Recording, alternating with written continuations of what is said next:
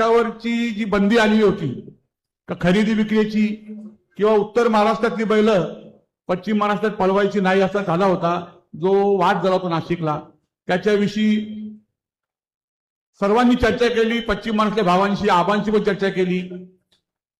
थोडासा राग असतो प्रत्येकावरती, त्यांचा थोडासा राग होता का तिकडची इकडे खेळायला आली तर कुठला वादावाद व्हायला नको म्हणून तिथे 1-1.5 महिना त्यांच्यावर बंदी होती. बंदी शब्दात बोलणं बरोबर नाही की वादावाद होऊ नये म्हणून तिथं टाळलं होतं.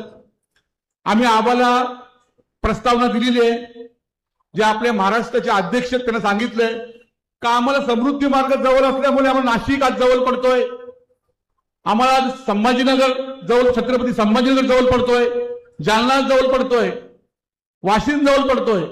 आमची बरीचशी बैल नाशिकवरून येतात आणि रिटर्न जातात. त्यामुळे आमच्या लोकांना खरेदी विक्रीशी तुम्ही काही बंदी आणू नका. तेव्हा